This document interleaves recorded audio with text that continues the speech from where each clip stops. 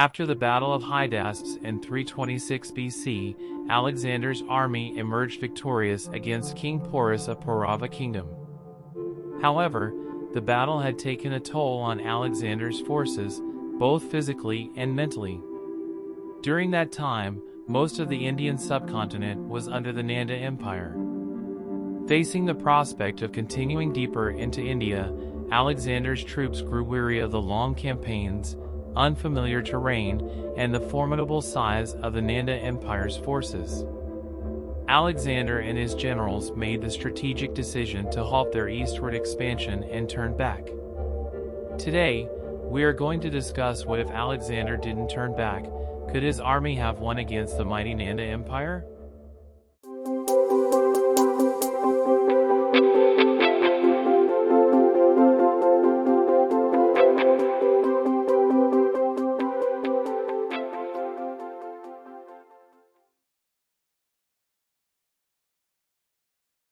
At the Battle of Hydaspes, Alexander's army employed superior tactics and coordination to defeat King Porus and the Paurava kingdom. They cleverly maneuvered their forces, utilizing cavalry charges and a phalanx formation to break through the enemy's defenses. The use of war elephants, a signature of Indian warfare, caused significant damage to Alexander's army but were eventually countered by Alexander's army, who used javelin and long spear to kill elephant riders and wound the elephants. But nonetheless, this battle was a close one and Alexander came very close to defeat. Before I proceed further, I have a humble request to make. I would greatly appreciate it if you could help me by subscribing to my channel. Thank you. Now let's continue. Following their victory, Alexander's army was physically exhausted and suffered casualties. The battle had demonstrated the resilience of both sides, but it also highlighted the challenges of facing a determined opponent in unfamiliar territory.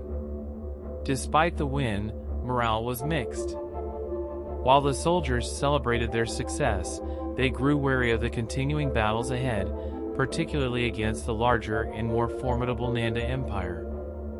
This growing uncertainty about the campaign's future contributed to their decision to turn back, as they faced the prospect of further confrontations in unknown and potentially overwhelming circumstances. On the other side, the Nanda Empire, ruled by King Nanda, stood as a prominent and expansive dominion within ancient India during Alexander's conquests. King Nanda's reign was characterized by his unrelenting pursuit of wealth and control. He amassed considerable riches and used his wealth to bolster his influence and authority. His governance was defined by a centralized rule that aimed to exercise control over vast territories and diverse populations. The strength of the Nanda Empire's army was a direct reflection of King Nanda's determination and ambitions. The empire maintained a substantial and disciplined military force, comprised of infantry, cavalry, and the iconic war elephants commonly employed in Indian warfare. This potent combination of forces made the Nanda Empire a force to be reckoned with in the region. The presence of Nanda at the helm of the Nanda Empire posed a significant challenge to Alexander's ambitions to venture deeper into the Indian subcontinent. Alexander, known for his visionary leadership and innovative strategies, displayed exceptional adaptability in diverse battlefields. His personal courage inspired his soldiers, and his hands-on involvement in battles underscored his commitment. Alexander's use of combined arms tactics, such as cavalry charges alongside phalanx formations, demonstrated his strategic brilliance. On the other side, King Nanda led the Nanda Empire with a strong, autocratic approach. His consolidation of power and accumulation of wealth showcased his determination to maintain control. However, his strategic prowess in military campaigns remains less documented. While the size of his forces was imposing, their cohesiveness and tactical sophistication might have been less pronounced. Alexander's visionary leadership, adaptability, and tactical acumen were key strengths. Nanda's authoritative rule and resource consolidation were counterbalanced by the need for a coherent battle strategy. Ultimately, the extent to which each leader could translate their strengths into effective battlefield outcomes could play a pivotal role in shaping the course of their conflict. Alexander's army, accustomed to campaigning across diverse terrains, faced obstacles in navigating unfamiliar Indian landscapes. The logistical challenges of supplying such a large force over vast distances posed difficulties in ensuring sufficient provisions for his troops. The monsoon season's arrival brought adverse weather conditions, hampering movement and affecting troop morale. In comparison, the Nanda Empire held a potential advantage due to their familiarity with the terrain and the availability of local resources. However, their massive army posed its own logistical complexities in terms of feeding and maintaining such vast numbers. Moreover, the monsoons could also hinder their movements. While Alexander's army had experience in overcoming diverse obstacles, the Nanda Empire's familiarity with their own land might have provided them with certain advantages. The ability to overcome these environmental and logistical challenges depended on the leadership's strategic acumen and the troops' determination. The difficulties presented by the terrain, weather, and logistics were undoubtedly significant, adding an additional layer of complexity to the potential conflict between these two forces.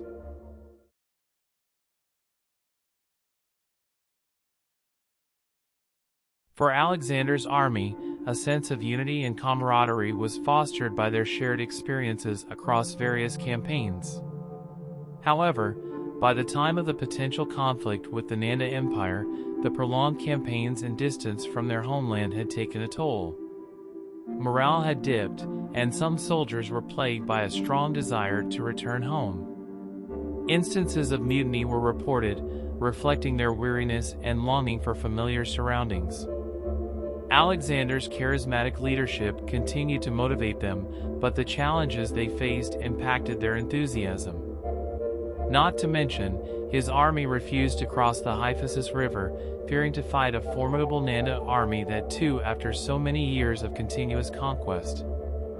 On the Nanda Empire's side, the home turf advantage could play a pivotal role. Familiarity with the terrain could boost their morale and instill a sense of confidence.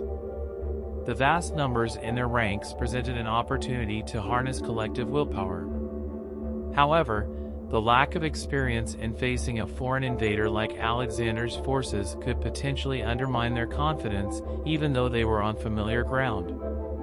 While Alexander's army grappled with waning morale and yearning for home, the Nanda Empire could leverage their knowledge of the land.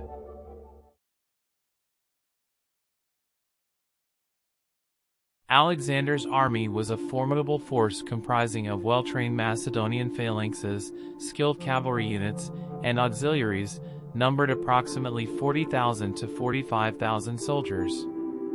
Central to their success was the phalanx formation, a tightly packed infantry formation with long spears and interlocked shields. The phalanx offered exceptional defensive capabilities and was adept at forming a solid, impenetrable front.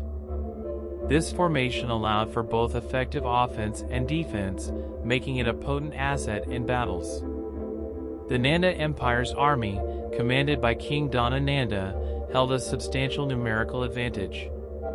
His army included around 200,000 to 300,000 infantry, 20,000 cavalry, 2,000 horse chariots, and approximate 3,000 war elephants. The sheer numbers of the Nanda forces were indeed impressive, yet their level of coordination and tactical experience varied due to the diverse composition of their army. Not to mention, many times in history, a larger armies have been defeated by a smaller one, just like Alexander defeated Darius, who had twice the size of his army. The phalanx's effectiveness for the Macedonians lay in its disciplined structure. With soldiers closely packed together, the phalanx created a wall of shields and spears that deterred frontal attacks. However, the phalanx had limitations against war elephants, which could disrupt its cohesion and cause panic. Macedonians could counter this by creating gaps in the formation for the elephants to pass through or using archers and light infantry to target the elephants' handlers. In terms of numbers, the Nanda Empire's substantial force had an inherent advantage, but the inexperience of some of its troops might impact the overall effectiveness. A cohesive and experienced force often outperforms a larger but less organized one. If the Nanda army lacked coordinated tactics and faced challenges in integrating its diverse units, it could potentially be exploited by Alexander's more battle-tested and well-coordinated forces. While the Nanda Empire's army had a significant advantage in numbers, the question arises, could the sheer numerical superiority could overcome their inexperience in cohesive battlefield strategies? And the answer is yes. In their previous battle with Porus, Alexander's army struggled to counter the war elephants, even though Porus didn't have even 100 war elephants. So, I doubt they could counter against the 3,000 war elephants of Nanda Empire. However, knowing that Alexander's army was battle-hardened, they could somehow handle the war elephants using long spears or archers to kill the elephant riders, or even with elephants' legs with blades so they cannot walk. Alexander's army would still lose thousands of troops while trying to subdue all the elephants. Then they would have to face the 20,000 cavalry and 2,000 horse chariots. Since Alexander had around 6,000 cavalry, I would consider this would be even match going against 20,000 cavalry and 2,000 chariots of Nanda Empire, since Macedonian cavalry was more experienced and used various tactics such as hammer and anvil. By this time, if everything is not so bad for Macedonian army, they would be facing an infantry almost 7 to 8 times their size, and defeating them would be rather impossible even with all the experience.